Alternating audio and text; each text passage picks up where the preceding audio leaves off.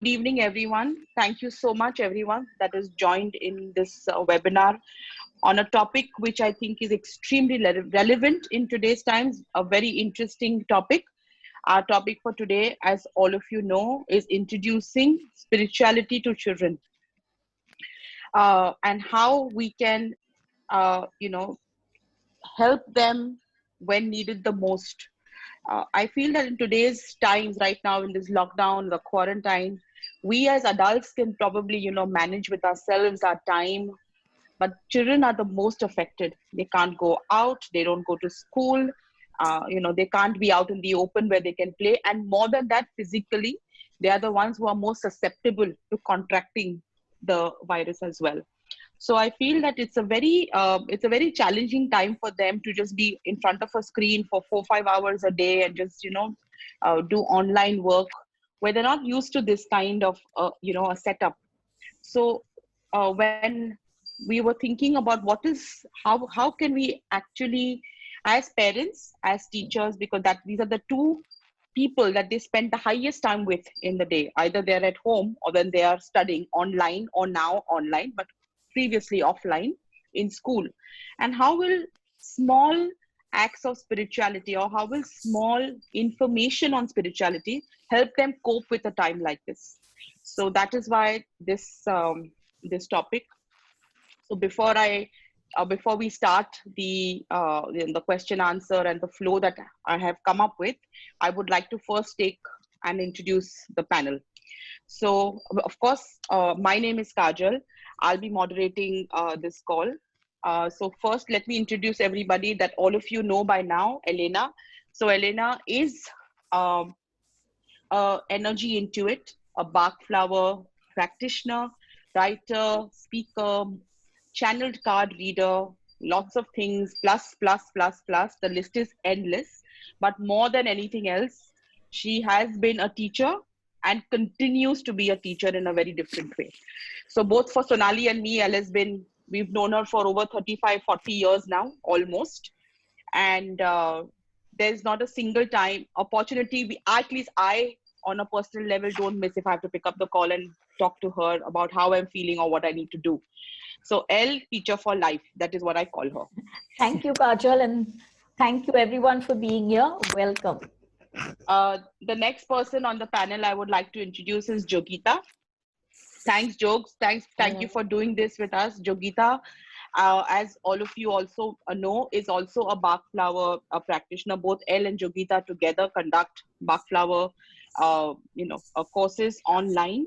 Besides that, Jogita also is an angel communicator, works very, very closely in the field of angel therapy, angel healing.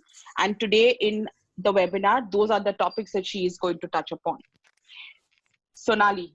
Now, where do I start? Thank you, Kajal, for that. Thank you for the introduction. Thank you, everyone, for being here. Welcome. Sonali Sonali and me go back since we were 6 years old. So we started grade 1 together. We've been friends, close friends since then. So it's over 30, 35 years of being friends with each other. Today, Sonali, very, very proud of where she is. Been an educator, is actually not been, sorry, she is a teacher, started her journey as a teacher with the same institution. She is currently the headmistress and has been the headmistress for the last 3 years, Sonali? Yes, that's right. At Jamnabai Nursery in Bombay, and does a fantastic job. Extremely knowledgeable about different parts of spirituality, which she has self-taught over the period of time. So thanks, Sonali, for really doing this. Today, Sonali is going to share her views as a teacher, as somebody that spends a lot of time working with children of different age groups. So thank you, Sonali. Thank you so much for doing this. Thank you very much for the lovely introduction. I don't claim to be knowledgeable at all. Feelings. And once again, thank you for your warm introduction. Okay, so let's not. We're going to kickstart this webinar. Just to start, I would like all the panelists to answer. When we say introducing, when we actually say spirituality, each of us have our own definition of spirituality. Oh yeah, and before we go any further, please note everyone that all four of us are practicing our own religion, our own faith. We have a path, and spirituality and religion can absolutely coexist. And we do not, this is a very, very general discussion. So we want to keep that in mind, that we are not discussing individual religion or religious preferences. I want to start off the session by getting a viewpoint of spirituality. Of course, that I will ask a little later in my question flow of what does spirituality mean to each of you. But what do you feel about this topic? How relevant are you seeing the topic that we are discussing today? An absolutely relevant time to do it. I don't think there was a time more relevant than the current. Yeah. First of all, we all, as teachers, as parents, we have to remember one important principle, and that is these children have entrusted their souls into our care. They have not entrusted only their minds and bodies into our care. They have entrusted their souls as well. Think of what a hugely sacred task this is for all of us here. When a soul chooses to incarnate on earth, the soul knows that as soon as it comes into a human form, into a human body, it is going to necessarily forget its soul existence, and that it's going to need some people in its life to once again help it to remember and to guide it onto its soul journey. And these people are the parents, the teachers, the caregivers. And for me, the spirituality at every point is very important to introduce children to it. But now even more so, because we all know, we can all experience, we may not all of us gathered here be spiritual in that sense, but we can all experience that this is a time of great change and great shift for the earth.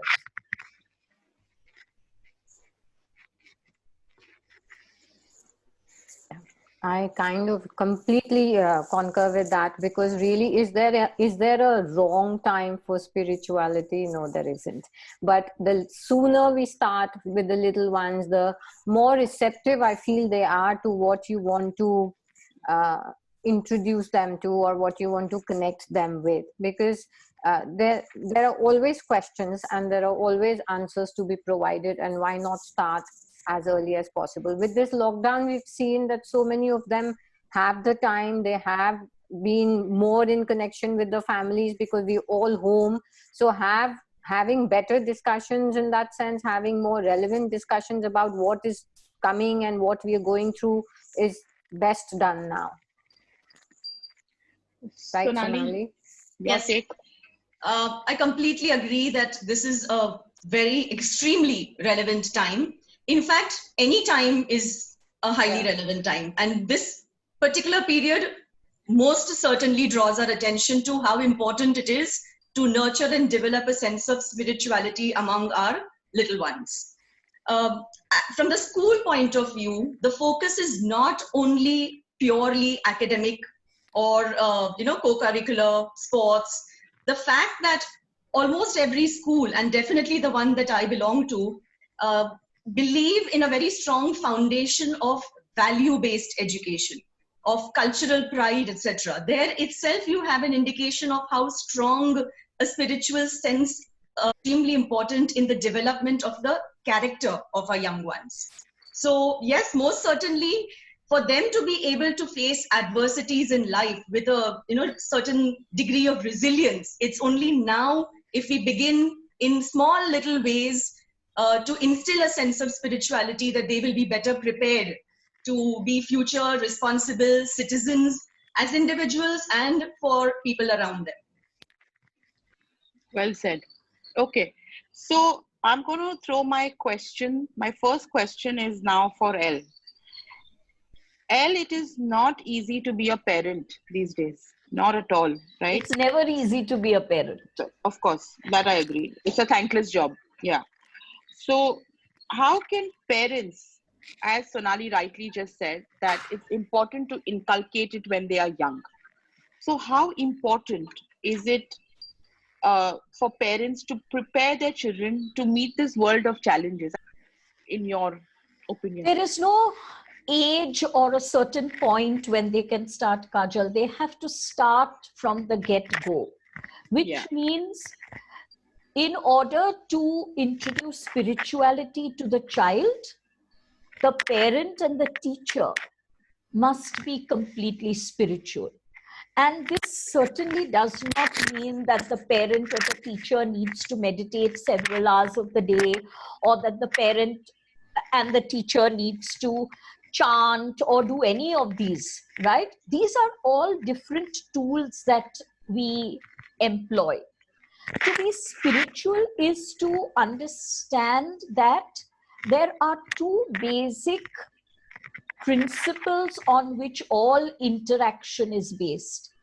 And by all, I mean all, whether you are the same peer group, whether you are older, whether you are younger, whether you happen to be in a so-called authority position, every interaction should be based on only two things, and that is love and respect.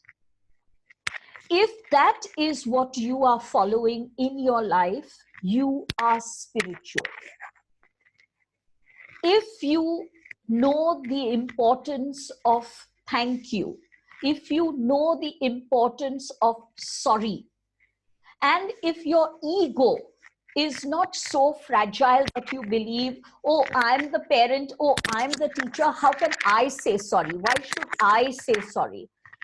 If you do not have any of these ego problems, then you are already spiritual. And so for a child to be introduced to vital aspects of respect and love and gratitude and forgiveness and understanding and compassion, these are the pillars of spirituality. Kajal, crystals and angels and Bach flower therapy and chanting are only the tools. They are not the pillars. And I am sad to say that today, many so-called spiritualists themselves begin to think that, oh, because I connect with angels, because I use crystals, because I do Reiki healing, oh, I'm spiritual. No, you are not. You are only using the tools. To be spiritual, you have to be a spirit-guided human being. And if that's what you are as a teacher, and if that's what you are as a parent, you start the child from the get-go. As soon as the child is out of your womb. Remember, if you respect your child will learn to respect himself or herself. If you love and nurture your child will feel that he or she is worthy of love. So when you talk of spirituality, and because we are going to be talking of certain tools of spirituality, I don't want anyone to mistakenly believe that we are advocating that you follow those tools. We are only introducing those tools to you should you want to use them. But if you don't want to use any of those tools, but if you are living your life with these pillars of respect and love and honor and compassion and kindness and truth, you are spiritual. Okay, so right in the beginning, we had mentioned, as you just mentioned right now, that Bach flower therapy is one of the tools. So I'm going to direct a question to Jogita. Jogita, from your perspective, because you work very closely with, and you practice Bach flower as well, from a parent perspective, because you are a parent yourself as well, right? From a parent perspective, how do you feel? Like, I feel that one of the biggest thing the child is facing today, particularly right now in these challenging times, is the fear of what is going to happen. When are they like, just a fear. So I feel that one of the two parameters that we are going to be looking at today in our topic overall, one is fear, the other one is, of course, your pressure, the pressure that the child goes through. So from a fear perspective, how does Bach, and from being a parent of a fearful child, let's just put it that way, how would Bach flower, how would you advocate Bach flower remedies to them? So it's very interesting that when we are talking about spirituality and children, we are talking about Bach flower remedies, because for me, that's like Elle said, we're not talking or advocating that you sit in meditation or you go to temples or you pray and that's spirituality. I mean, you're welcome to do it if that brings you peace and it brings you joy. But what Bach flower remedies were invented or discovered to do by Dr. Edward Bach is to bring about a harmony between the soul and the personality. So Dr. Bach said that when your personality is in disharmony with the soul or the soul purpose, that's when dis-ease sets in. So to bring back the ease in your physicality, in your life, in your mind, you take Bach flower remedies, which are literally like the positive vibrations of the flower, which will infuse you. And say if there's energy of fear, then the energy of fear is diffused with the positive energy of the flower, which takes away the fear. So there are remedies like for faith, there are remedies for fears. And now, like as you're saying, times are so dynamic. Every day there's a new rule coming, every day there's a new challenge coming, and what we were thinking is out there is really not out there, because it's everywhere now, So as far as fear is concerned, for a parent, it's vital that I think they openly discuss what it is that they are talking about, what it is that they're fearful about, and to keep it in balance and check as a family, communication is important. But when that fear cripples them and when they cannot let their children be, like they won't let them go out, or they won't let them talk to anybody, or they won't let them travel anywhere, or they won't let them eat anything. So when that starts to hinder the relationship and the harmony, then the remedies come in, so that you can set yourself in a sense of balance with a faith that the God that is looking after you is also looking after your children. So it's really infusing yourself and your environment and your children with positive vibrations. That's why it's so important. And to me, that's true. The essence of spirituality is in the Bach flower remedies, because they're just positive vibrations. Okay. Sonali, for you, what does spirituality mean to you? What is, if I were to ask you, on a personal level, what does it mean to you? Okay. I'll try to answer this in as comprehensive a manner as possible, because I don't have all the answers. I'm still trying to figure it out myself. But I think the number one point on my mind in wanting to answer that would be the desire to feel connected to something that is bigger than myself. The awareness that there has to be meaning and purpose that fills it. The awareness that has come with having made mistakes and learned from them. It's only recently that I'm beginning to understand things with a little more clarity, thanks to the likes of Elle and you.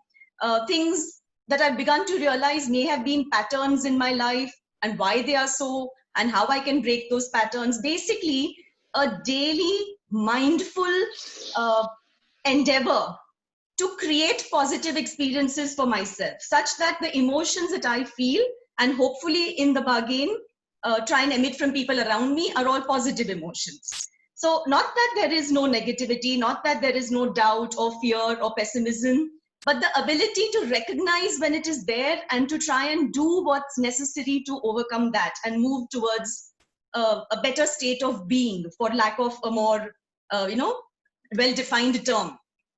And I think what has helped me largely in the last few years has been an unintended gravitational pull towards yoga and meditation.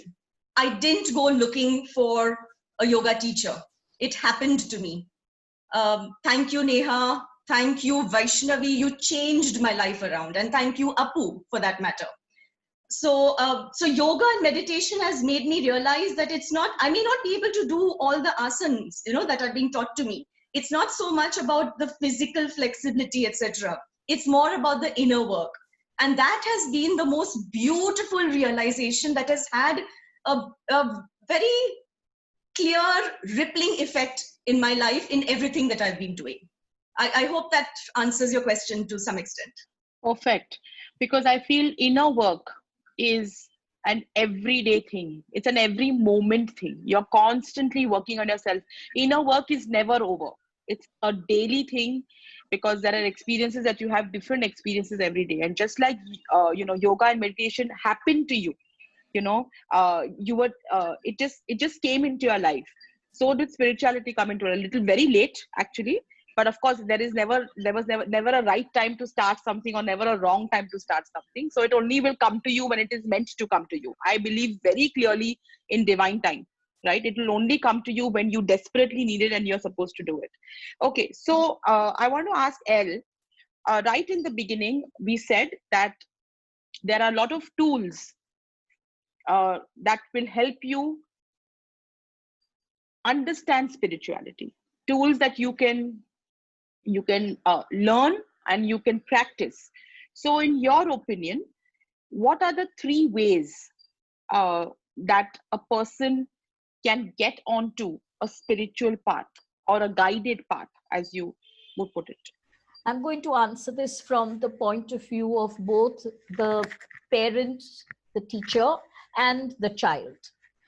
And when I was a teacher in school, one of the things that I used to do, literally, and the purpose was to introduce spirituality to the children without ever mentioning that that's what I was doing, right? The use of stories.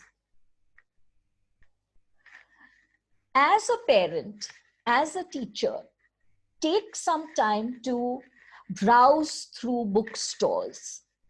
Take some time to browse through the internet. There are some lovely spiritual stories written for children.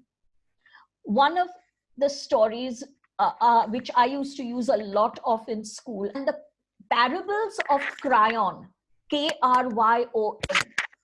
Read the Parables of Cryon.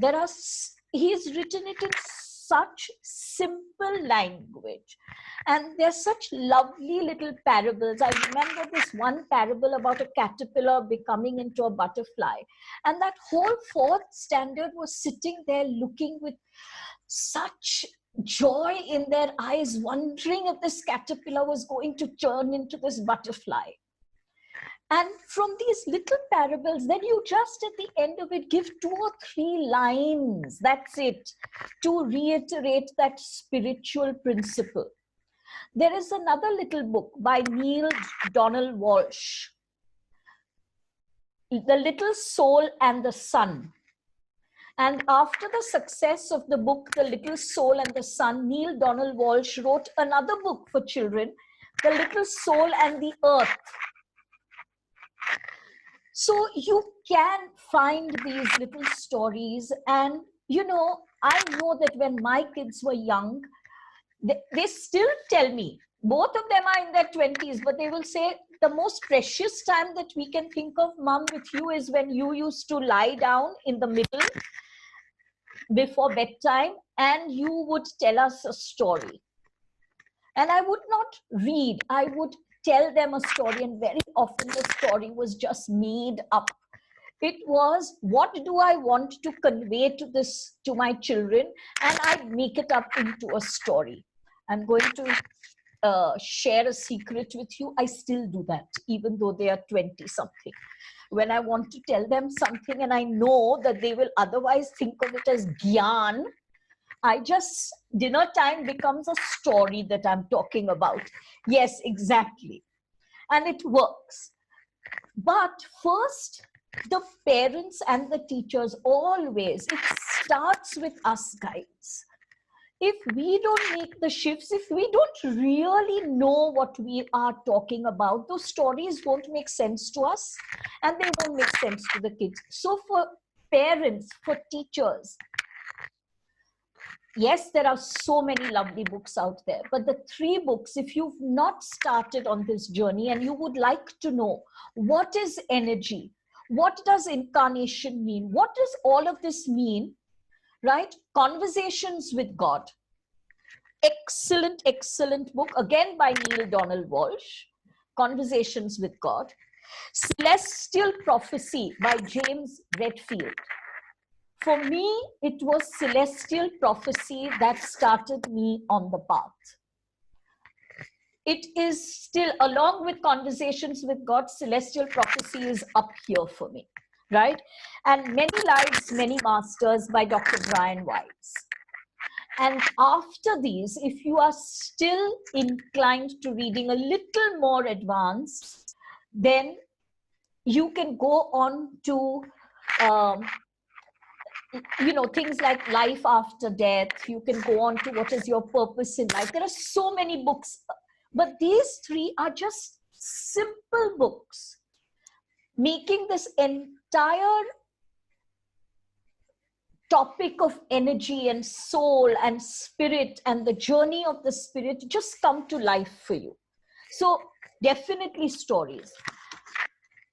I have found that what is happening these days, and I'm not talking only Corona times, I've been seeing the sad trend over some years. Parents and children have stopped talking to each other. Conversation is about, what did you do in school? Have you packed your bag? Tomorrow, what will you have for lunch? Okay, no, I'm not going to have pizza. You have to have your sabji roti. Is this communication between parent and child? With teachers, the communication is, okay, this is the homework. Have you all finished your homework? Okay, homework not done, take a detention. Tomorrow there is going to be a test. Guys, examination start on this. This is not communication. Teachers and parents and children have to talk. And when I say talk, I mean actually have a conversation. What do you feel? What are your thoughts? What are your beliefs? So many parents, when I tell them, talk to your child, they say, but the child is so young. How can I talk about this disaster to my child? Why can you not talk about a disaster to your child? You can sit down and say, you know something, there was this huge fire in Assam, or the rainforests of Amazon are on fire. Australia is burning. So many animals have died. Why are you trying to keep the truth from your child? Your child is not dumb. Your child is not stupid. And in fact, this is an opportunity to make the child compassionate. The child will not grow up ignoring the sufferings of others. In today's world, I have been seeing a lot of adults have been doing fabulous stuff. But what thrills me are the young teenagers who have taken it upon themselves to start, drives and donation drives and food and all of this. This is what our youngsters are all about. This is their energy. You have to tap into their energy. And that same time when you are talking and listening is the time when you teach them gratitude and forgiveness. So after you've told them the story, you've had a talk about their day, you shared your day with them also, tell them, okay, now 5 minutes, let's all of us tell each other what we are thankful for today. First, the child will not know what to say. But when you start saying, I am so thankful that today the water didn't go and I was able to have a bath without the water going.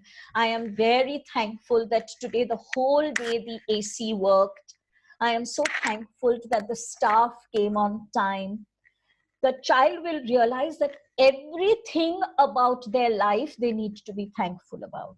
And then you ask the child, was there something that bothered you today? Did someone say something? Did someone hurt you?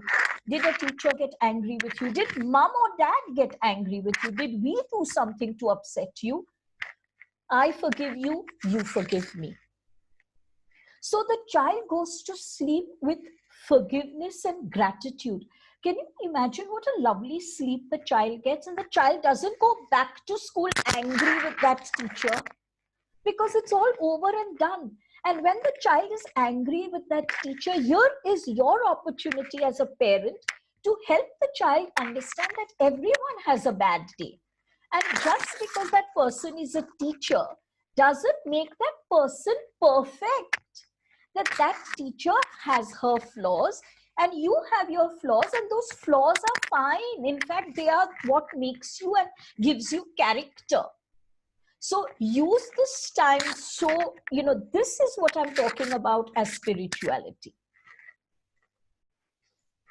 Jogita, as far as fears are concerned, right? What are the type of fears that you have observed in children, because you work pretty much closely with them, Right. and what are the type of fears that BARC can help take care of? Like, are there like particular fears of something or for something that you have come across in your work with children of different ages? Yeah, so interestingly, Dr. BARC has categorized fear as an emotional group in one of the 7 emotional groups. And what is interesting is that in that group, there are fears which are known and fears which are unknown. So broadly speaking, with children, more or less all fears get covered in these 2 categories. Either they know what the fear is, or they don't know what the fear is, but the fear is that. So if a child is getting nightmares, or if the child is wetting the bed at night, or if the child is waking up not feeling good and doesn't know what happened, or one day he's refusing to go to school.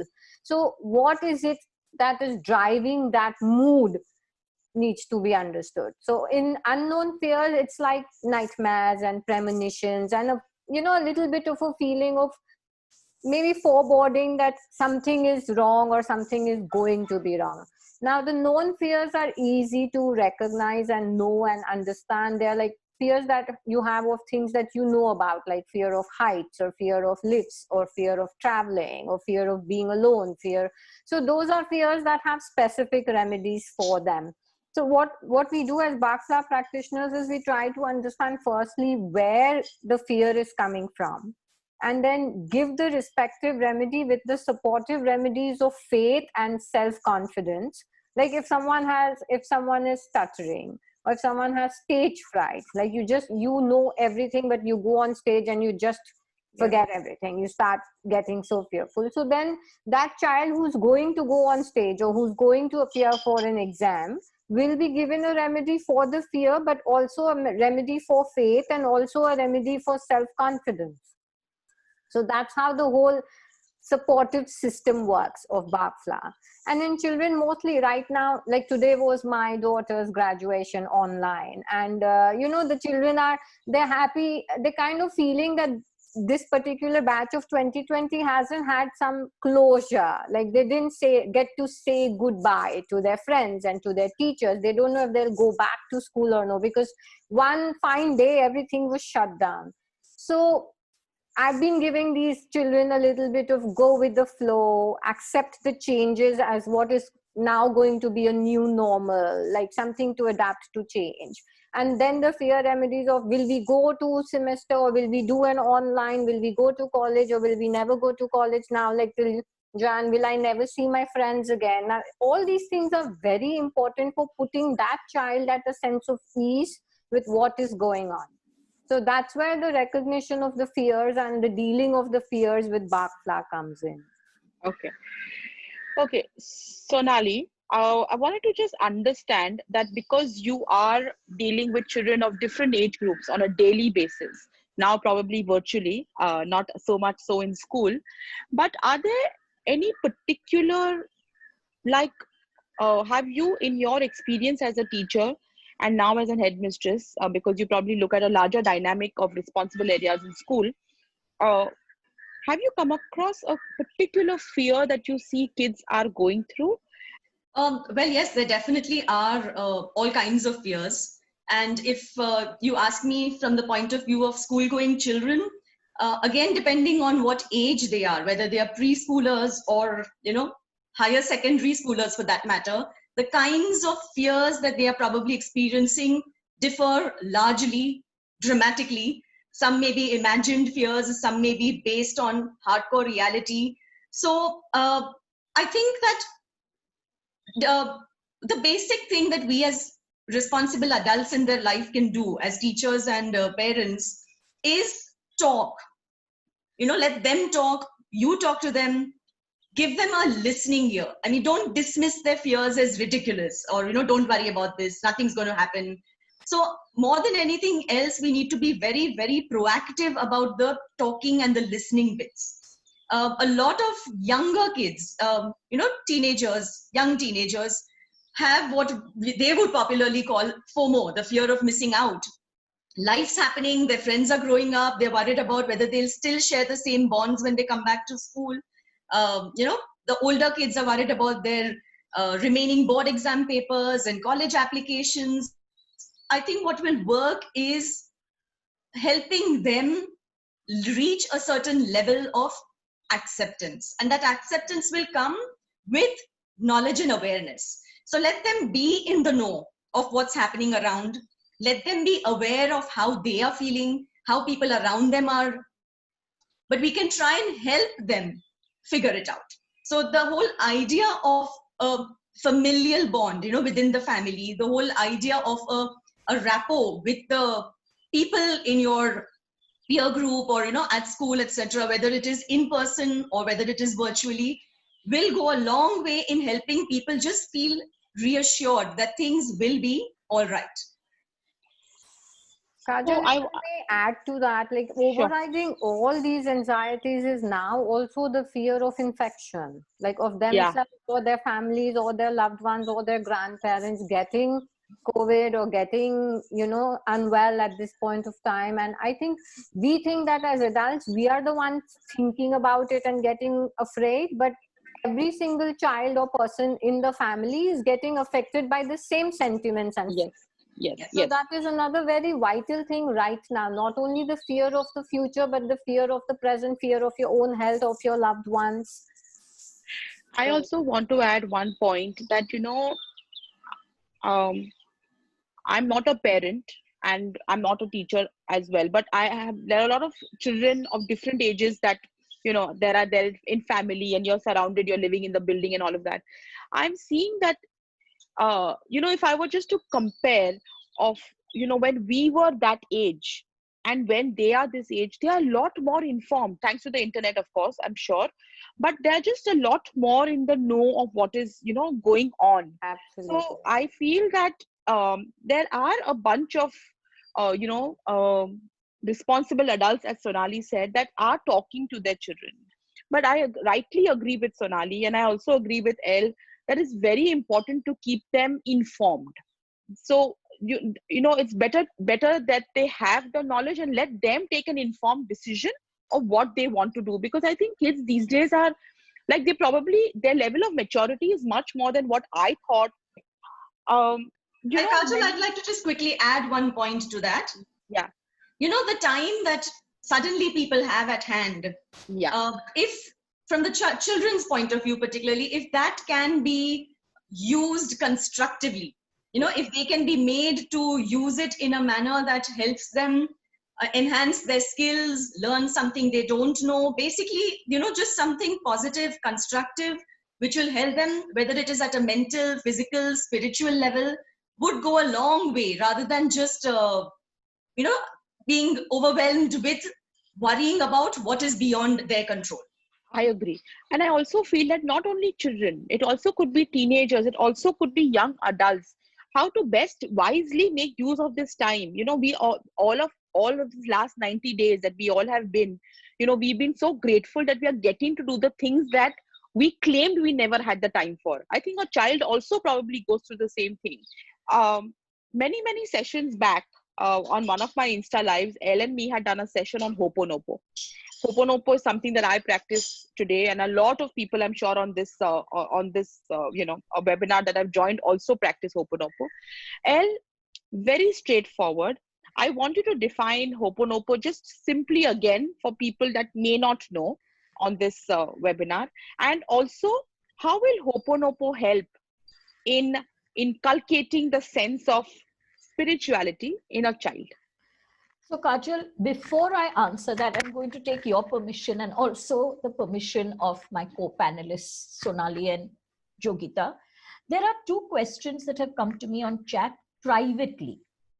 Okay. So obviously, the two do not want this as a to let everyone know, but I think it's important to address these just now. Sure. And though they do come from a private question space, they are so important that Sure. I would like to address it because we are looking at spirituality for children.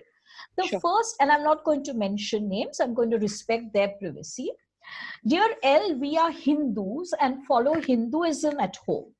But my teenager who's 16 believes only in Islam and does not believe in doing idol worship, does not stand up for any aartis that we perform, but will fast for the 20 days of Ramzan. Wow. We are battling with this dispute. What should we do as parents? And now you understand why I wanted to take this up. Dear friend, I understand the conflict that you're going through as a parent, and I definitely understand the conflict that you might be going through at home. I need you to understand that the children who are being born since, let's say, 1998, 99, right? These are extremely high energies. And every generation of children has a higher energy than the last one. So friend, your energy and mine is at a very low level as compared to the energy of your child and the energy of the children who are being born just now. Now, these children are being born to teach to us as a world that there is no difference between Hindu and Muslim, between Christian and Parsi, between Catholic and Protestant. We have lived with these illusions, and these illusions have caused violence and bloodshed and death. And these children are coming to challenge us. I completely appreciate your conflict. Believe me, I do. But if you will look at this child and say, thank you for coming to us as a teacher who is going to teach us about freedom. Every person has the right to choose their path at the time. Right now, the child wants to follow Islam. Maybe 10 years down the line, he may want to look at Christianity. Maybe he might come back to Hinduism. Maybe he'll never come back to Hinduism. But what he's challenging you to do, dear friend, is to break this mindset of I am a Hindu, you are a Muslim, this one is a Parsi, this one is a Catholic, we don't get along. In fact, this is the most beautiful opportunity to teach yourself, to teach every family member about freedom of choice. To understand that this is what respect really means. When I say respect your child, this is what respect means. To give the child the freedom to be who he is, to do what he wishes to do. He is not going out and killing people. He is not going out and taking drugs. My God, what is he doing? He's following a belief system that is, for him, valid and significant. And where is the dispute in that? Where is the conflict? Instead of making this into a conflict situation, please make it into a learning growth situation for all of you at home. Very, very, very important. And the next one is, as teachers, this has come from a teacher with constraints of time in hand. Even though as a teacher, I would like to communicate with children, it is sometimes not possible. What would you suggest so I do to inculcate love and respect for the person and the subject? What a lovely, lovely question, and what a wonderful teacher. Hats off to you for asking that question. So I was a teacher for 32 years. I know exactly what you mean about constraints of time. Let me tell you how I used my time very effectively. So I was teaching English. Do you know what I did? Instead of taking these nonsensical passages from silly books, which mean absolutely nothing, and giving it to them as comprehension, I would bring in parables. I would take a, a, a passage from Conversations with God. I would take up, some other kind of, what is the child doing? The child has to read, the child has to understand. Then we have a discussion. We are still doing English, we've still done comprehension, and I have found the time to help my children to think out of the box. Another thing that I used to do was my office was always open, whether lunch break, short break, before school, after school, if I was there after school, sometimes even during school hours. Because this is when you are talking and listening to the child. The child is not bunking. The child has come to you for a problem. And does it make a difference that right now a Hindi period is on or a physics period is on? Not for me. For me, what is important is listen to the child at the time the child needs your help. So guys, find that you can work around and you can make time. So I'm now going to come to Ho'oponopono. Now, Ho'oponopono is a Hawaiian word that means to bring everything back, to bring a conflict situation back into divine order, into divine harmony. So let's take this example. Here there is a conflict situation at home between parent and child, right? A lovely opportunity to use Ho'oponopono. Ho'oponopono is based on the fact that you and I share the same energy. We might just express it differently. I might express it as X and you might express it as Y, but it's the same energy that we are both expressing. And to completely live your life knowing that it is one energy, that just because we have different faces and different names and different bodies doesn't make us different. We are the same cosmic, divine, sacred energy. So when I teach Ho'oponopono to the little kids who come here, because I know that every kid from the age of 2 onwards is far better equipped at technology than I am. So I use their language. And when they ask me, what does this mean, El Auntie? I will say, what does the delete button on your computer do? The delete button on your computer, if you've made a mistake and you do delete, what will happen? There is no mistake, it's gone. And I said, that's exactly what Ho'oponopono does. Just as you make mistakes, so do I, right? Now, you will say, let me erase my mistake. But if you love me, will you not erase my mistake as well? Of course, El Auntie. So I said, then you have to say Ho'oponopono when you do something wrong, and you have to say Ho'oponopono when I do something wrong. And it just fits with them that everyone makes a mistake and there is no big deal in making a mistake. And the reason why I use me as an example is they must know that all adults make a mistake. That even this El Auntie whom they are coming to for help because their parents think that El Auntie will be able to help, even El Auntie makes mistakes. And so you shouldn't get angry with El Auntie and you shouldn't get angry with yourself when you make a mistake. It's absolutely fine to make a mistake.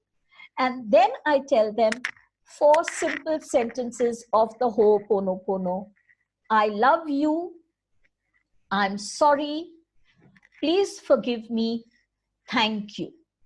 You see, I have to bring down the Ho'oponopono to a very simple little story-like thing for the child. For the parents, the teachers, the adults, learn the actual full science behind Ho'oponopono, but not for the child. So what I will tell the child is, okay, so today you've come home from school and some friend of yours did something to you which has really hurt you. And you are very, very angry. Now, this is on your computer. Do you want this to be on your computer, or would you rather erase it from there? No, I don't want it on my computer. I want to delete it. I said, excellent. Then you and I are going to press that delete button here and now. And what is that delete button? You kind of gently remind them. So they'll say Ho'oponopono. I said, excellent. Now come on. You and I will press that delete button together. Think of this situation that happened in school, and let's say these 4 lines together. I love you. I'm sorry. Please forgive me. Thank you. Now, if your school permits something like this, because every school has their ethos and we do not want to dishonor any school at all or their philosophy, if your school permits you, this is a wonderful way to deal with the fights that take place in class. Now, I knew that in school, the whole Ho'oponopono and saying sentences and all might be frowned upon. So I would do it in a completely different way in school. So you would have this bulky boy who is towering above me, who is supposedly my student, coming into my office weeping that the teacher has called him an idiot. The teacher has made fun of him. The teacher has said, you are a black fool because he's so dark-skinned, weeping, and he's in my office. So first I'd make him sit down. Then I'd say, okay, I'm now going to call you in a very abusive, nasty tone. I am going to call you, you are a bloody table. And he'd start laughing. I said, why are you laughing? You said this is how the teacher spoke to you. I'm calling you, you are a bloody table. You are a bloody chair. Miss, now don't be silly. But I'm not being silly. If you don't believe that you're a table, if you don't believe that you're a chair, then you don't get hurt. Why are you allowing that teacher to make you feel so bad that you're crying here? Because that teacher decided to call you a black fool. Just turn your attention away and say, poor thing, she does not recognize anything nice when she sees it. That's not who I am. I am this person, but she does not recognize. And I said, walk on. So gently I'm shifting perspectives, gently I'm shifting focus, that people do things out of their own angers, out of their own fears, and we must not internalize that. So press that delete button. Ho'oponopono, I love you, I'm sorry, please forgive me, thank you.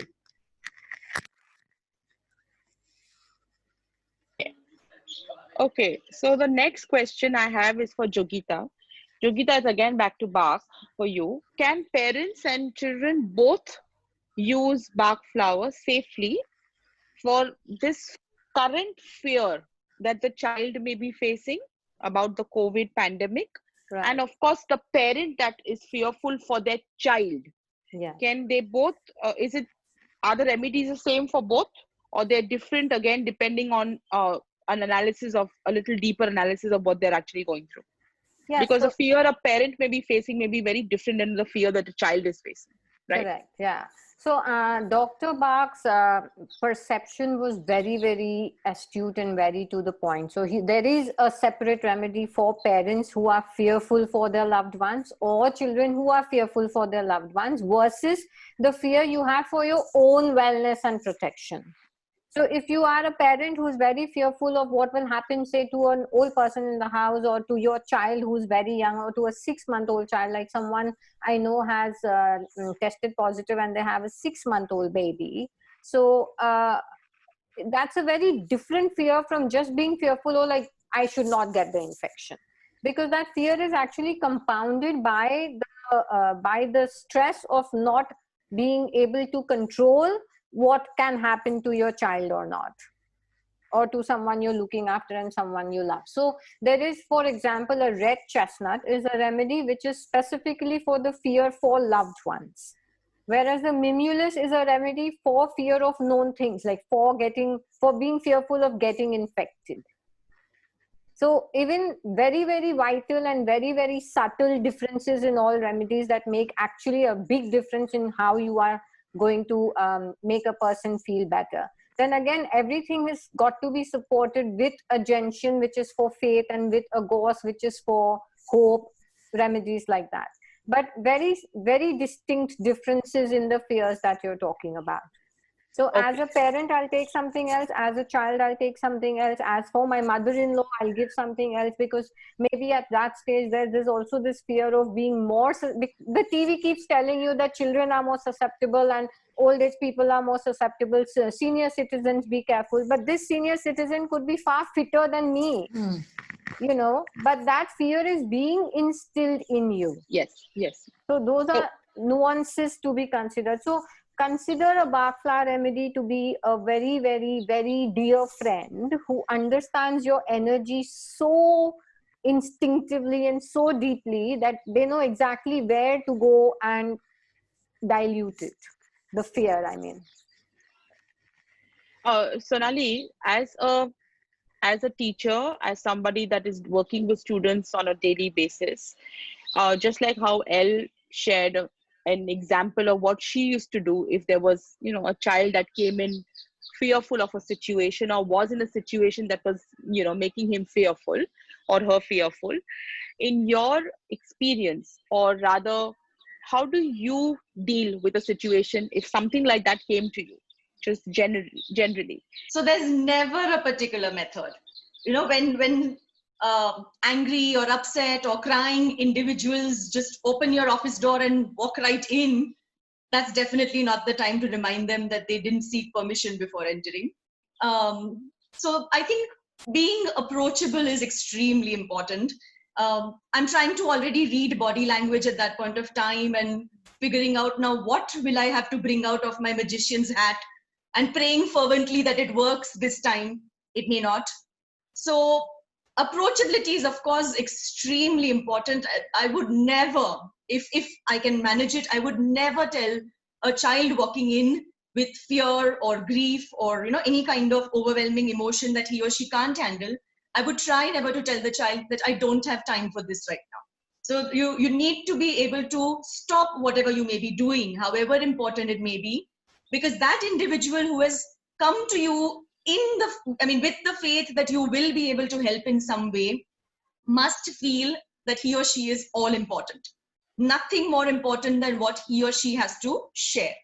Ultimately, whether you are able to immediately help the child or not is another question altogether. But half the battle is won in just the reassurance that your body language and attention will give the child at that moment. That immediately has a calming effect. At least that's been my experience. Another thing is based on what stories they may have to say, and sometimes they contradict themselves. Sometimes they're fighting over silly reasons. Sometimes they're really deep-seated issues that definitely need attention. So as a teacher, I would either rely on personal experience or professional experience, you know, having learned from what has happened previously. Or I might even be very frank and say, I'm going to need some help here. You know, whether you say it directly to the child or not. I mean, I have colleagues, in fact, who are attending this webinar at the moment, who know that I may have reached out to them and said, there seems to be this issue. Can you offer perspective? How can you help me, or how can you help the child? So what is very, very important is the approachability. At Jamnabai Narsi, we have a full-fledged counseling cell. And children are sensitized to understand that if they feel the need to go and seek a counselor's help, by no means should they be considering that as a weakness. Because what they have understood from experience by now is that the counselors will help them, equip them with the right tools that will help them deal with whatever it is that they are dealing with. So yes, coming back to, at the risk of sounding repetitive, approachability is the number one point on my mind that definitely works. More often than not, the children just need a boost in self-esteem, a little better understanding of their own worth. I'll just wind up with one last point, in answering what you asked me. I think what is, again, very significant is to be exemplary yourself. I'll be very honest, and I'll reveal my vulnerable self in sharing that very recently I was very, very, very, very frightened. I mean, Kaju would know what I'm referring to. And I had to rush to another city without, any indication of some emergency that was going to, crop up like that. And I didn't find myself physically and mentally prepared to deal with what was happening at that point of time. I found myself introspecting and thinking, but I claim that yoga has changed my life.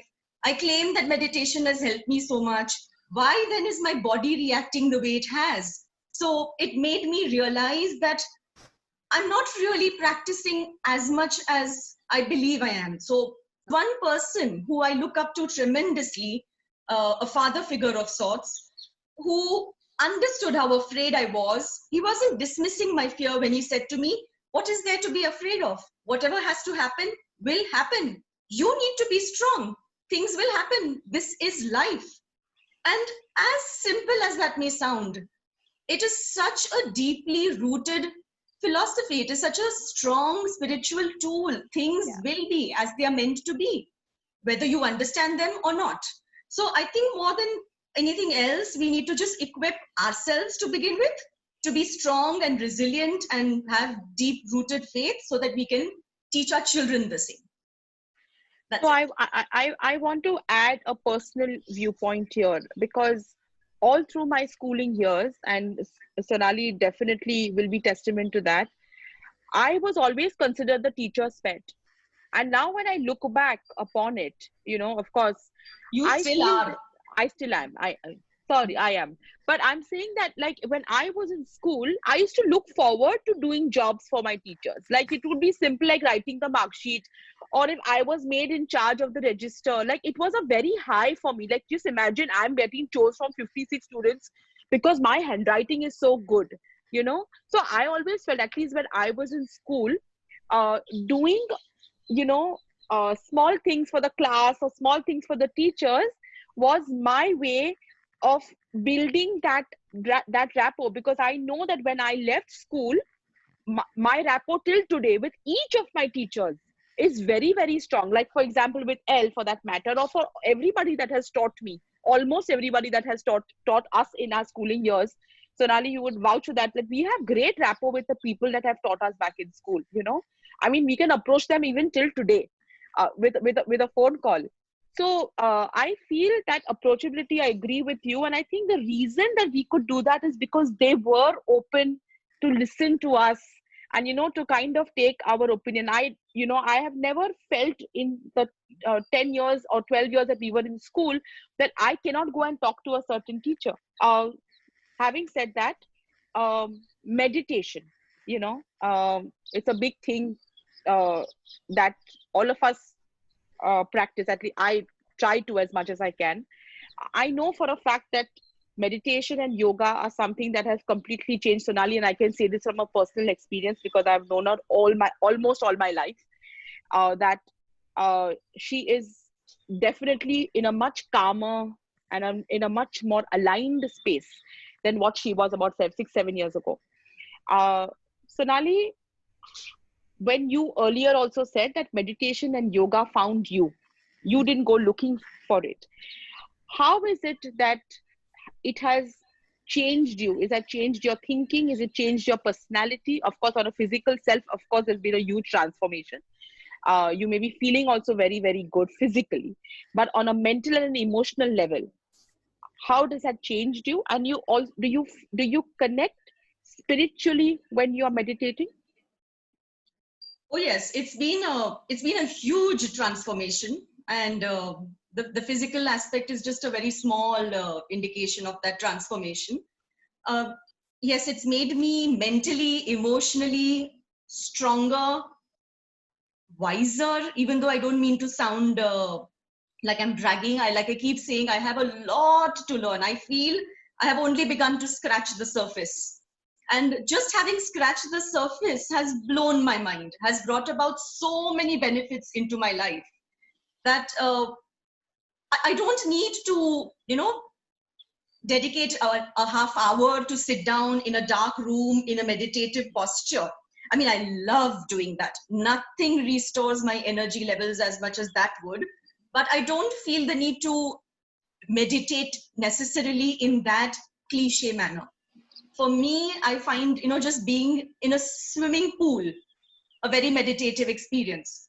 That's my personal favorite, just swimming. It's just me in the water and it's my breath, and it declutters my mind like nothing else does. And that's not possible right now. So you turn to what's next best possible. So there are simple things that one can just, incorporate among children to make them aware of this kind of mindfulness, whatever it is that brings them joy. It may be playing an instrument that they find meditative. It may be sharing laughter with a friend or a sibling. So whatever works for raising their sense of spiritual well-being. There are times I remember very, very clearly when I had parked my car when I reached school once, and I didn't, come out of the car and enter the school gate for a few minutes. And a colleague came up to me and asked me, and she's attending here as well, so she'll know I'm referring to her. She came and asked me if everything was all right. And I said, oh yes, but my favorite song is going on and it has a meditative effect on me. So I couldn't possibly stop it midway and rush into work. I've never been the kind of person who rushes anywhere last minute. When we friends meet, I'm the first one there waiting for everybody else to come. So these are my moments of meditative silence. I love having to wait when I need to go see the dentist. I don't need a magazine in my hand if I've gone to the parlor for some personal grooming, because I enjoy those moments of silence. For the longest time, I've absolutely looked forward to all my experiences of solo travel.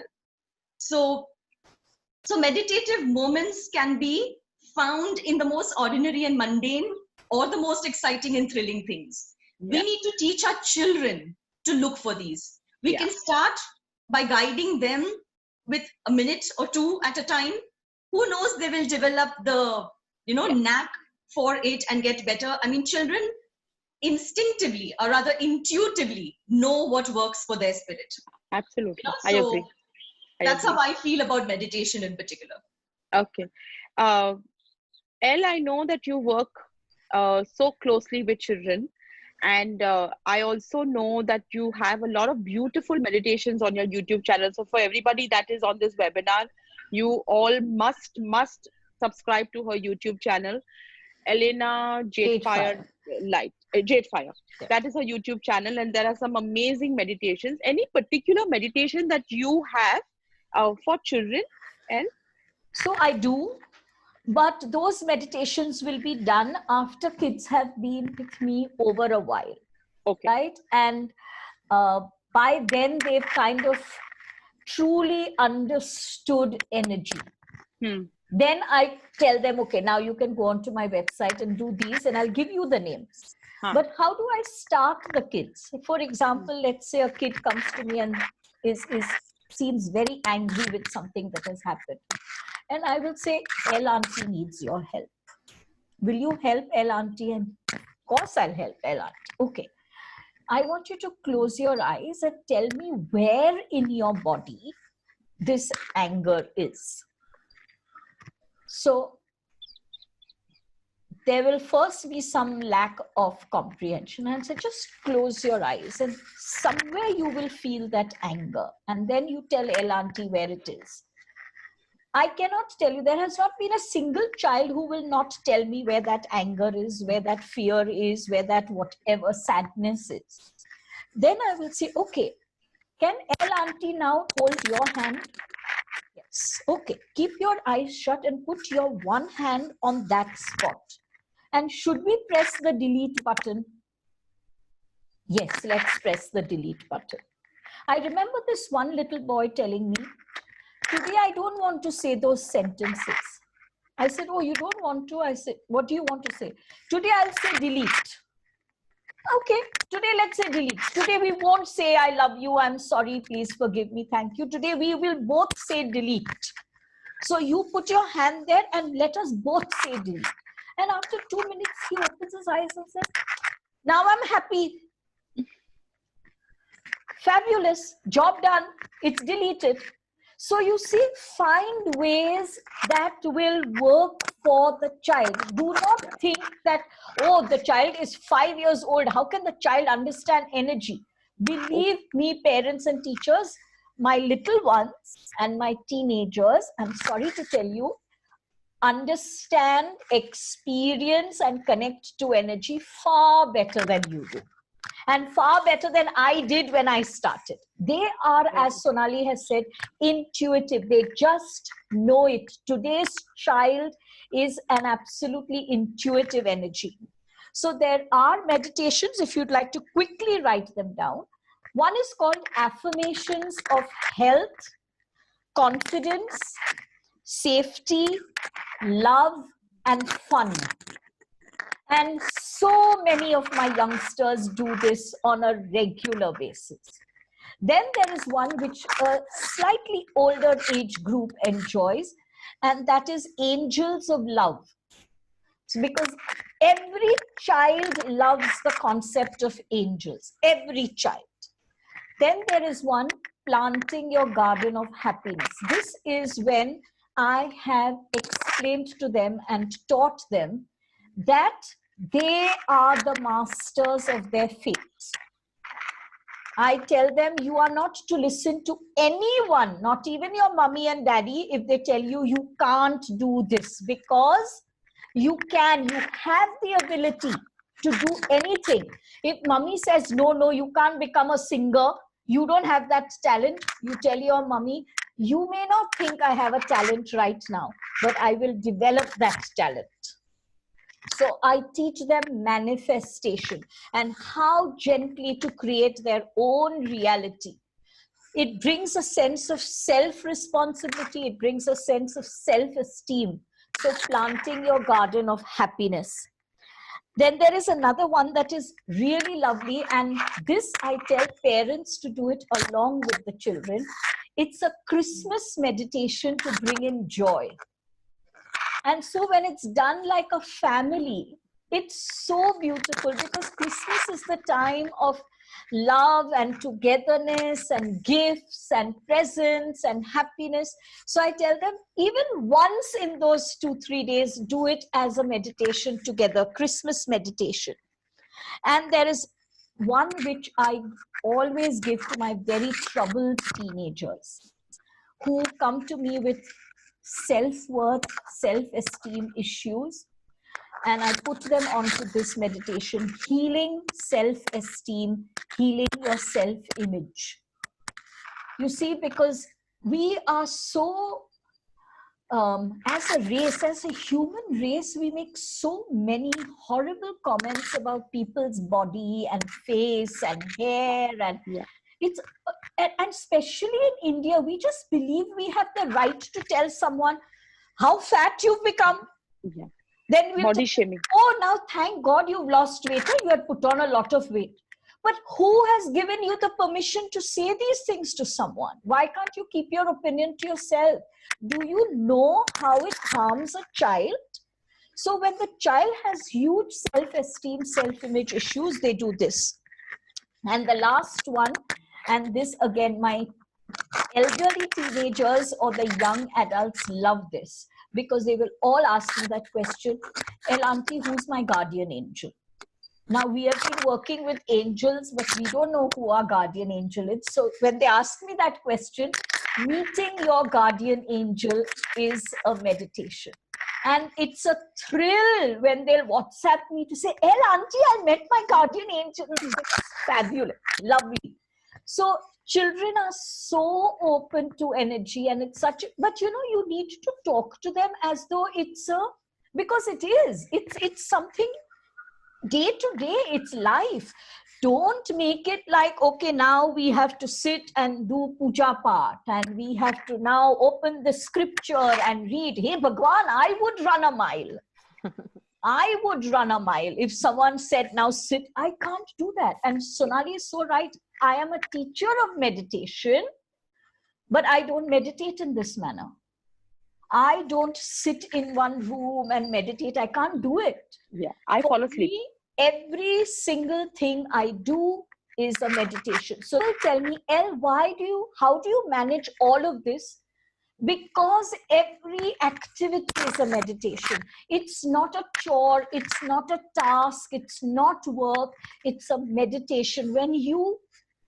Everything that you do is a meditation, and you are with it 100%, mind, body, heart, soul. You won't get tired, I promise you. You won't need the amount of sleep you believe you need. And you'll be a fabulous multitasker. I agree. Able to do so many things all at once because everything has your attention. Teach that to yourself and to your child. So I want to add, as you just rightly said, that because even I, on a daily basis, do readings for people, daily readings. So the understanding is that I spend a lot of time in spirituality. I don't. In fact, I don't even light my candle every day. There's one right near my cards where I keep my cards. I don't even light a candle every day. The only thing I do every day are my switch words and are things that I do, but I do my switch words when I'm chopping vegetables in the morning. Yeah. I don't get the time otherwise, or if, and the other thing I want to say, find meditative ways, things that are uplifting you is meditation, according to me. Absolutely. So keeping that in mind, because Elle so clearly spoke about angels, right? We all, and Jogita, I've been doing this. I've been talking to Jogita about angels for a while now. Meditation for you, or working with a child, explaining the child, Jogita, teaching them about angels, how to find your guardian, how to connect to the angels, how to connect to that energy. Yeah. What has been your experience in teaching children about angels? How well do they take it, and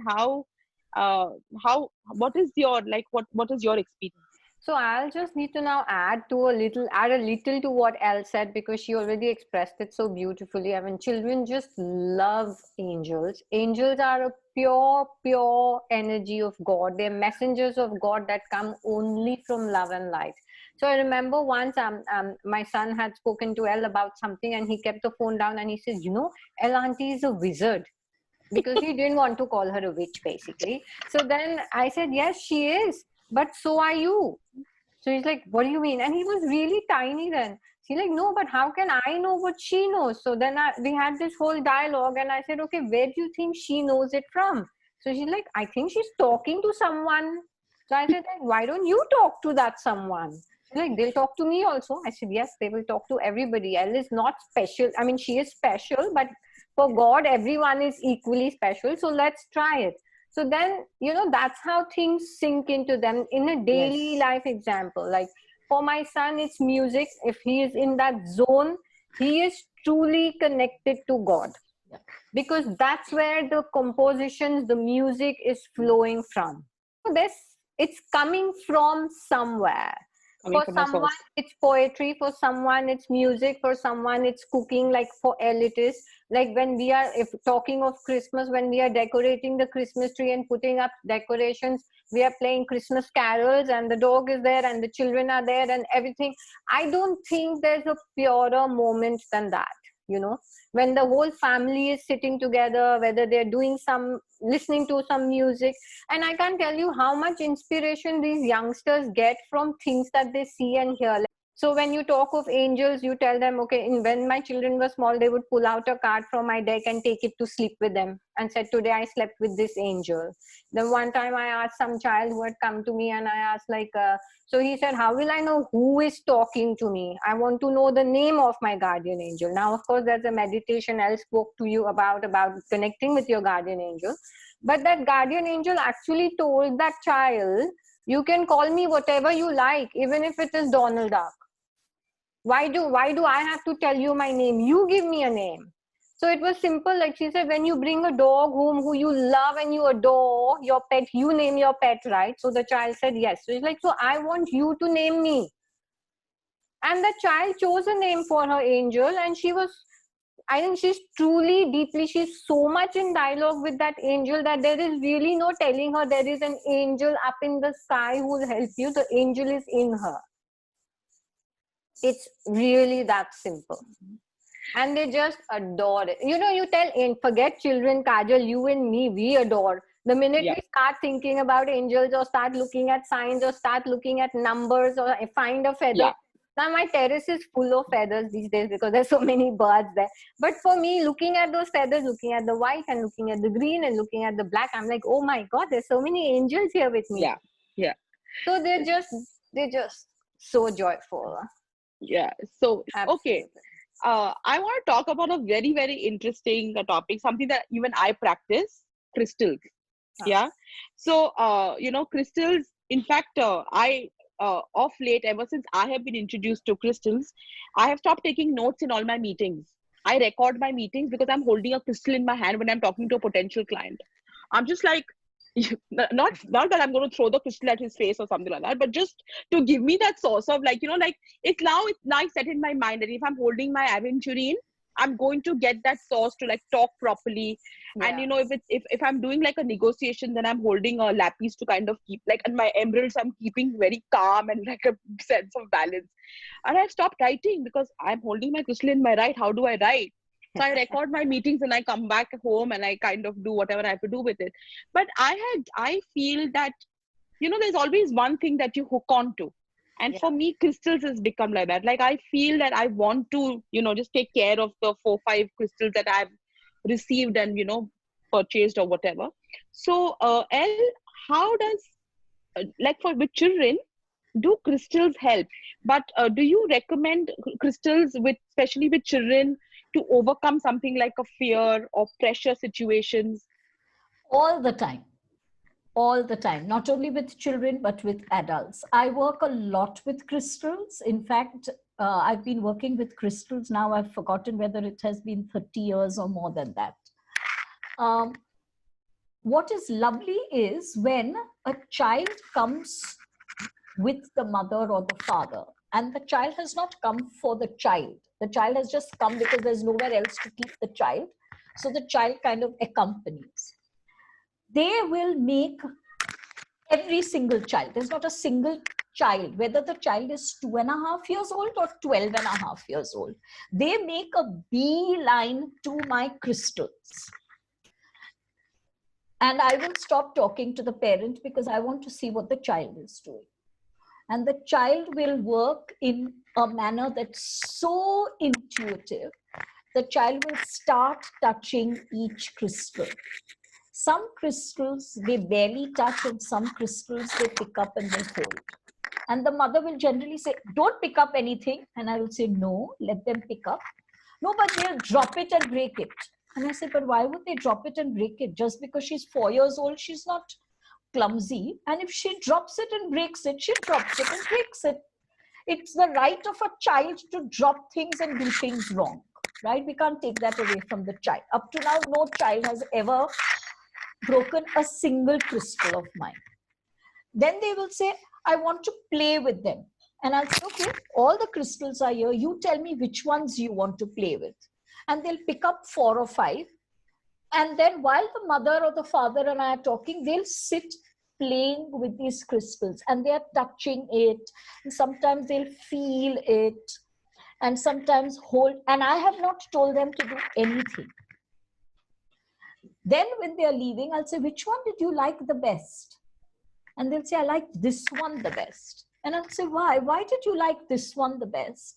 It's amazing how their answer, 9 times out of 10, has honed into the energy of that crystal. So they will pick up that crystal. Let's say they'll pick up an aquamarine, let us say, or a rose quartz or a moonstone. It's made me feel very nice and calm. Some will pick up a tiger's eye and say, I'm feeling very happy. They have honed in. They don't need to come to ELF for a 1-day workshop or a 2-day workshop to learn about crystals. They have a natural infinity to crystals. Why? Because all of us come from the earth. This body is from the earth. This is matter. And crystals are the purest form of matter. So it's matter holding matter and aligning with it. It's so beautiful. So when a child has nightmares, when a child maybe sleepwalks or sleep talks, some children grind their teeth at night out of acute fear and stress. Yogita mentioned bedwetting. Some children just don't like going to school because they're scared of someone. Some kids who are so-called hyperactive or ADD, they are unable to concentrate. They're unable to focus.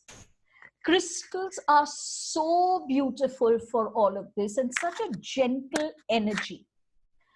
I tell almost all my parents that at night, make a little magic crystal water. So you take an empty spray bottle and put in water in it. Inside that water, add in lavender oil, aromatherapy, lavender oil, and chamomile oil. You can even put in a little citronella oil so that there are no mosquitoes then in the room. And inside that, put in a rose quartz, put in an amethyst, put in a clear quartz, put in a moonstone, shut it, and then spray it in the room. It removes all the negativity. It's calming. When children get nightmares, I will ask the parent to take something like an amethyst or a clear quartz or a black tourmaline and place it in their pillow. What one child does is, the child insists that, no, I'll sleep with it in my hand. So I tell the parents, don't get into a dispute situation. Once the child has fallen asleep, take that and put it inside the pillow, right? Why do we look for conflict in our lives when we can avoid them? So children take to crystals very, very, very, very easily. And I'm going to give you a few examples of crystals. An amethyst is a great one to bring in sleep for anyone. An amethyst, it's lovely to have an amethyst just now because it's an immunity booster. It brings up your immunity system. It's called a master healer. There are 2 crystals, those are master healers, amethyst and clear quartz. If you don't want to buy any other crystal, buy only these 2, an amethyst and a clear quartz. They are master healers. They healed you mind, body, soul, spirit, heart. They heal the environment and they heal the inner environment. It helps, amethyst helps for creativity. So, you know, there are certain kids, you tell them, write a story, they'll sit and think, now what should I write? I have no idea what to write about a story. Then they'll probably rewrite some Bollywood movie that they have seen because their creativity is blocked. So an amethyst is lovely for that. Then there is rose quartz and moonstone. Both are very calming crystals. I gave a rose quartz and a moonstone to all my teenagers because all teenagers are somehow impatient, restless, angry, or intolerant, right? And all of the above with their parents. So rose quartz and moonstone are lovely. A rose quartz and a moonstone is extremely good for a child who has hyperactivity, who cannot sit in one place. For adults who are OCD, the moonstone and rose quartz calms you down. Black tourmaline is a protective crystal. It protects you against any kind of bad energies. So when the child is fearful and has nightmares, lovely black tourmaline. But more importantly, now I tell everyone, adult, child, you know, we are spending so much time on our phones, on this computer, TV. There's so much electronic energy that is entering our system. And that's really making our systems agitated and disturbed. If the child is spending a lot of time, as so many kids are with their homework, right now they're spending the whole day near their computers because of online classes, buy a slightly big tourmaline, right? I'll tell you why. Because this is not a personal tourmaline. Buy a big one like this and place it near the computer.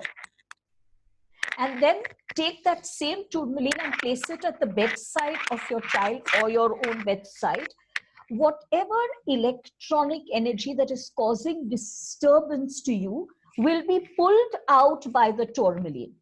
And that's why I'm saying buy a big tourmaline. A bigger crystal naturally has greater power.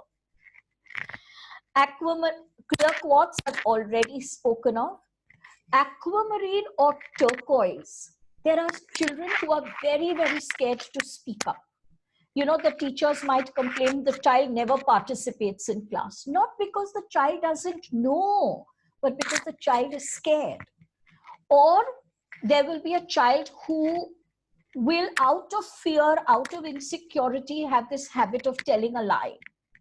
That might as well tell a lie and get away and not let me be found out. Or there are youngsters, teenagers who talk very harshly, right? So there is a young girl I am working with. She must be about 15, 16, 17, I don't know, that age. And the mother has brought her, I mean, we are doing online, she's not in this city. But she's highly abusive, actual abuse. When she talks to the mother, talks to the father, talks to the sibling. So I asked her, I said, what is this? Why do you talk? And she looked at me so quizzically and said, but fuck is not a bad word. And I said, no, I understand what you're saying, sweetie. For your generation, it is not. But for my generation, it is. And your mom's generation, it is. And your dad's generation, it is. So when you tell mom, fuck off, we take it as an abuse. And for her, it had never occurred to her. Because when she talks to her friends, they would say, just fuck off. They don't take it as an abuse. It's how they talk to each other. So she was talking like that to her family and wondering why there was such a hullabaloo about it, but no one had asked her opinion. And when I told her that, she said, oh, now I won't use it. And really, that was all there is. So when they are very aggressive, or if you are aggressive, please use aquamarine and turquoise. It makes your speech gentle. And citrine and carnelian. Everyone must carry citrine and carnelian. It's just a happy crystal, both of them. They're just happy crystals. They make us light-hearted, positive, optimistic. You know, we're not gloomy and sad and fear-filled and thinking everything will go wrong. So here are a few crystals, you know, go to Colaba Causeway, go to Bandra, go to any of these, pick up tumbled stones. Now, why do I recommend tumbled stones for children? They don't have sharp edges. So don't give your child a crystal needle or a crystal pyramid. These have sharp edges. You don't want your child hurting themselves. So tumbled stones, these are like little pebbles. And, you know, I tell parents who are just mothers that when you're starting your child on little blocks and all of these things, bring in a whole lot of tumbled stone, put them into a large plastic bowl and let the child play. Young girls love wearing crystals. They'll wear them as rings and toe rings and earrings and bracelets and around their neck. And there's a little one who very laboriously put that and into her shoelace. So her shoelace has some tiny, tiny little crystals, which she's so thrilled with because it looks so colorful. But let them just play, let them be with the crystals. The crystals talk to them. One little kid came to me and said, today I have a headache. I said, oh, really? Any reason why? He says, I don't know. I said, okay. You want a crystal? He said, yeah, okay. I said, why don't you choose your own crystal instead of my choosing it for you? So he looks at the crystal and said, yeah, okay. Give me that dark blue one. Exactly like that he spoke to me. Okay, give me that dark blue one. And I said, oh, fabulous. Dark blue crystal is for the third eye. He had a headache. He doesn't know that. Just give me that dark blue one. Okay, because he was in a particularly bad mood because of the headache. But he went for the right crystal. So let it be like a fun activity for you and for your child. Yeah, can I add to that? I must tell you that almost all children I interact with also love crystals. I mean, they by default, they'll just go for the right ones, as Ellie is saying. And like my son will always have a crystal on his drums. My daughter will have a crystal just when she goes for her exam. Her friends ask for crystals when they come over. Just like Elle said, I have all these crystals in all bowls all over. They'll pick what they feel is right at the moment and sit with them till here and then merrily take them home with them. I said, okay, man, you meant to go home with this little baby today, so just go and be happy. So they're really the ones that connect to them very deeply, instinctively, and heal in all ways, known and unknown. You can get very, very cheaply little crystal angels. Yes, exactly. Children love them. They hold them. They feel secure. They feel safe. They feel protected. They keep them at their bedside. They carry them to school in their bags. Little crystal angels. So also Ganesha. And I was just seeing behind Yogita is a little dream catcher. Yes, and this is something that has been in my head, that why when we do craft and art with children in school, why doesn't the craft and art teacher learn how to make a dream catcher and teach that to the child and tell the child what a dream catcher is and put in little beads and crystals in the dream catcher? What a lovely, creative, spiritual activity. You see, guys, it's very easy to introduce spirituality in the daily life of the child. So, okay. I have a question for Sonali. Sonali, in your experience of being a teacher over 2 decades now, have you noticed any apparent, like any very clear benefits that a child, like have you noticed like massive transformations in the way the child performs at school, in the way the child interacts with his peers, when they are actually practicing little amount of spirituality at home with their parents, or they understand spirituality? Have you come across this kind of a transformation? I know I'm not in that age category, but I know my life has drastically changed in the last 6-7 years. I mean, like I can see a change in myself, in the way I'm with my peers, in the way I'm at home, in the way I work, So there's definitely more efficiency that has come into me ever since I've started practicing a little bit, whatever little bit that I do. So as a teacher, have you seen apparent changes? Have you seen this? Have you observed anything? Oh, yes, definitely. I think schools basically do shoulder the responsibility to inculcate, spiritual practices in daily lives in any case. So whether typically it is, a prayer, which is a befitting start to any occasion, no matter what it is, whether it is cultural practices, which may be peculiar to a particular school or institution, whatever it may be, the seeds of spirituality get sown right there, off as being just something that he has to do, as something which is just part of the routine in the family he belongs to or in the institution he goes to. It could very well lead him on to a richer and a more fulfilling, meaningful spiritual journey. I personally practice and try and inculcate in my students the attitude of gratitude. And Yes. that helps tremendously. I mean, I have only in recent years started using these terms more consciously, but clearly this is something that I have, naturally felt and experienced even as a younger child. So even when I've had, for example, something not working out the way I would have dreamed of it, or something that somebody else may consider as absolutely heartbreaking, so there may be tears flowing down the cheeks, but the heart is full of gratitude. I find myself saying it over and over again. Thank you, because there is an understanding of the fact that there is something here happening for my highest good. There is I love to use these words often.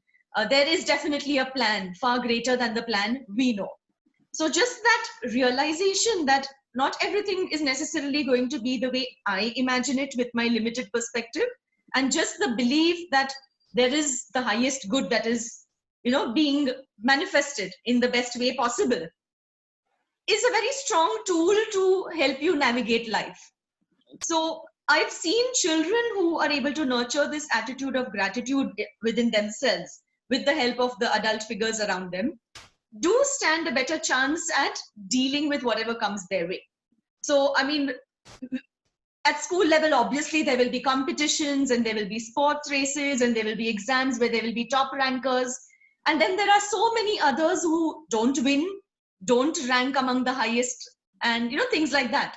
So to help them understand right at the beginning that society does tend to glorify those overachievers, that doesn't make them any less, is a very, very important realization that we must, have them ready with before they deal with life's disappointments. Because let's face it, all of us at some point of time or the other have disappointments to face. So we have to teach our children what best way to face those disappointments in, what best way to face difficulties in, so that they emerge stronger and better because of those. 100%. So an attitude of gratitude for sure.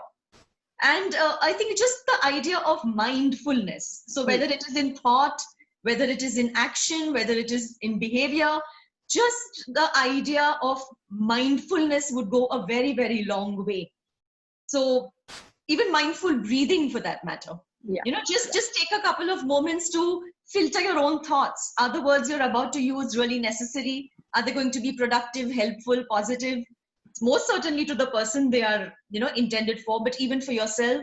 So mindfulness, if that can be encouraged. A simple example would be, a child eating his snack or lunch.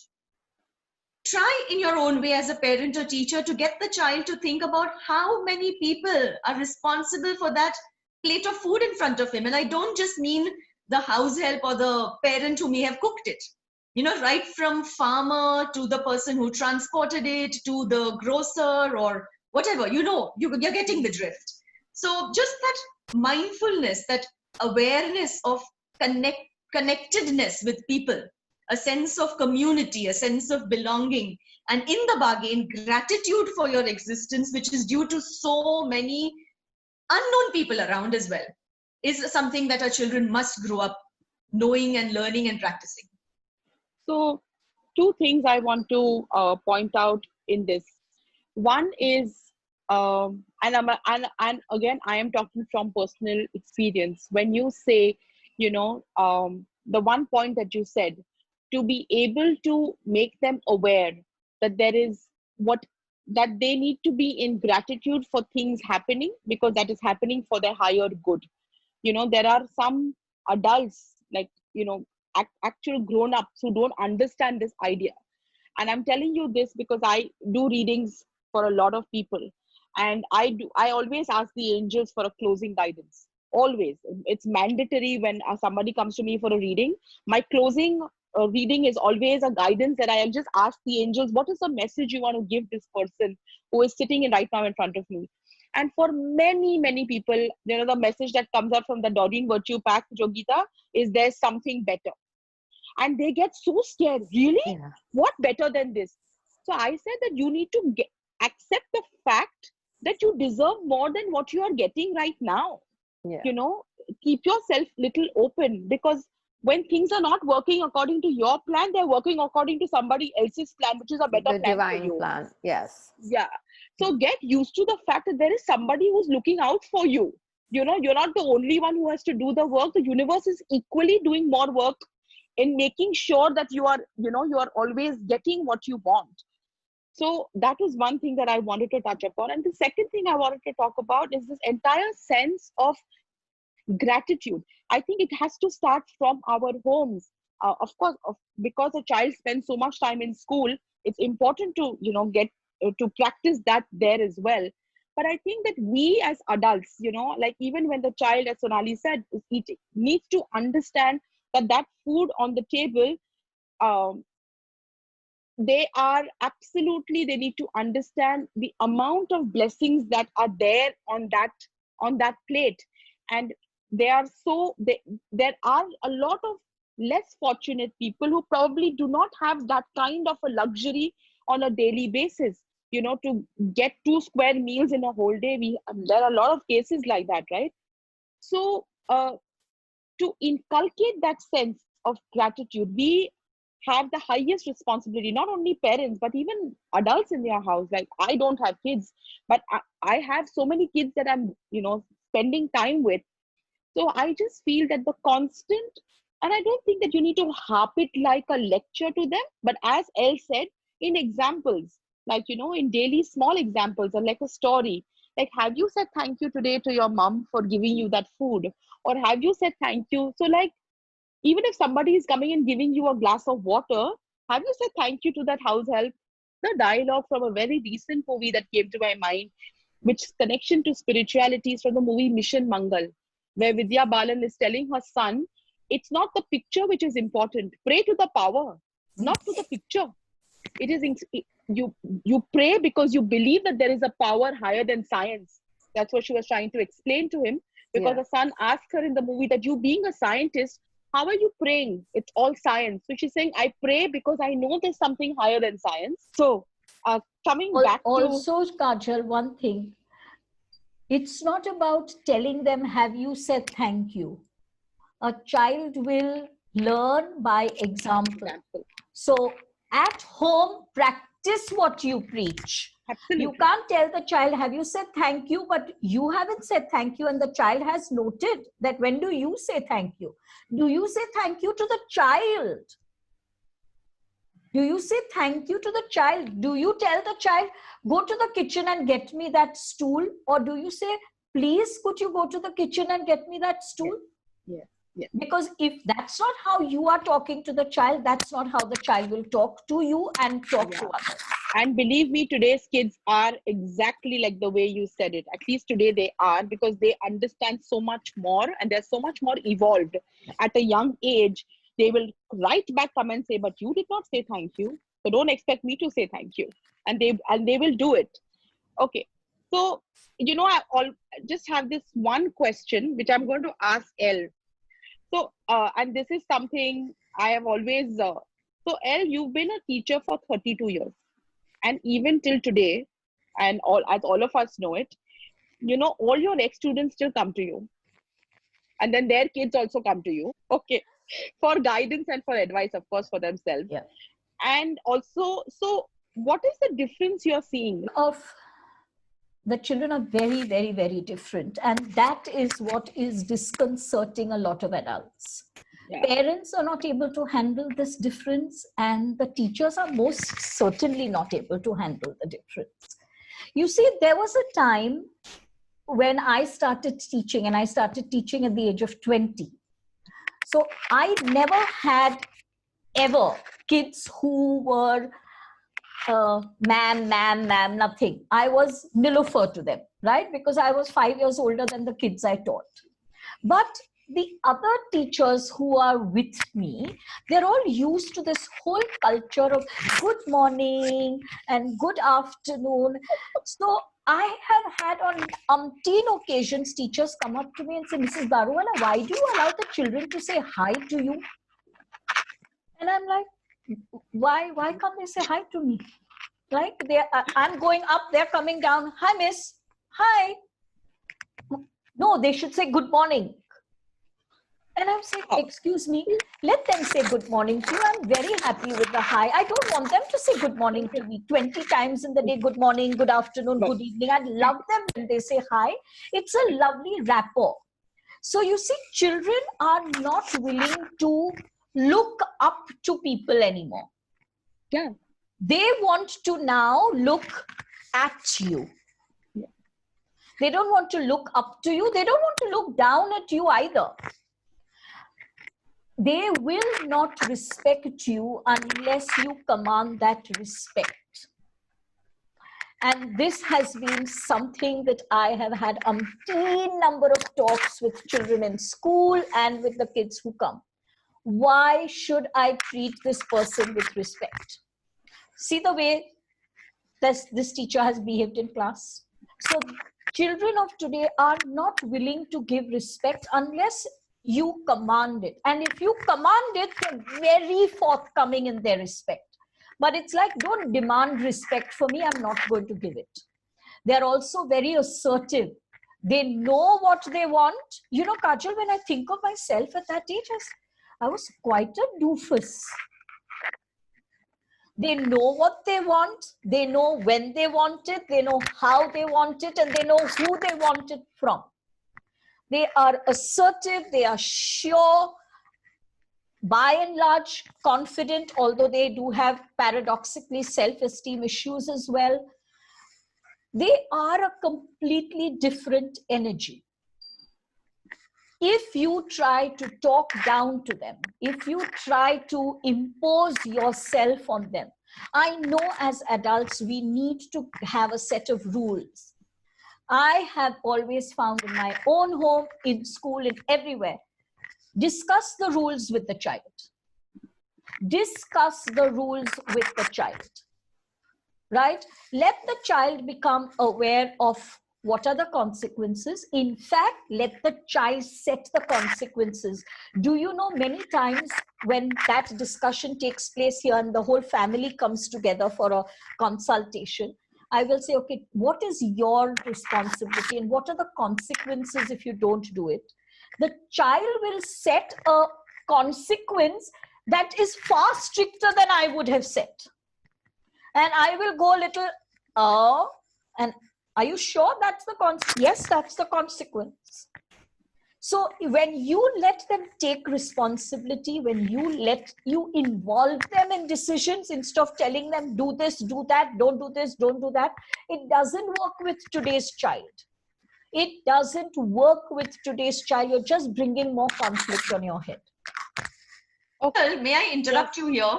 Sure. You know, you've been eliciting all kinds of responses from us. What do you have to say about the concept of spirituality, or how it has changed you as a person now that you've been walking the spiritual path the way you have? You know, I as a growing adult, actually still I am. I definitely believe there is a power higher that is sitting there. But my approach to that power has now changed, to be very honest. I'm not saying that I don't believe in religion. I do. I am surrounded by extremely strict religious practicing people. I respect that. So I do not break certain rules in my house because I respect that space. But I'm very blessed that they respect my space as well. So I am not forced into doing anything I do not want to do. If I feel like going into a temple, I go. If I don't feel like going, I don't go. If I feel like lighting a candle, I light. If I don't feel like, I don't light. So I think I have made, I started using spiritual tools very practically. Like, for me, my connection with the universe are my cards, are my crystals, or is this one corner where I sit and do my reading. So, and spirituality has definitely changed me. I thankful to a lot of people that actually edged me into getting onto this path. There's always a trigger in your life. There's always that turning point which came to me in 2013-14. And I'm not looked back since. I think it has made me a very calm person. It's made me a very accepting person. I personally feel that I'm becoming more aware of myself. I've definitely started to respect myself a lot more. And I think evidently it's helped me to respect people around me a lot more. I'm not trying to change anything around me. I'm just trying to see how I can fit into those situations. I think that is what has brought a change personally in me.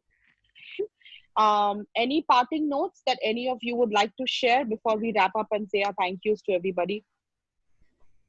Elle? My wrap up is this one thing, one sentence only, because I know it's late now. I pray that soon in the future, human unhappiness shall be an exception and not the norm. Thank you. Thank you. Jyotika? I really want to say, if you truly want to be spiritual or want to be connected, I think just learn from the youngsters, learn from your children, learn from the youth. They have so much to teach us. Children are teaching us the truths that are valid today, and that is so important to learn from them, that I think they're the best teachers you can have around. Sonali?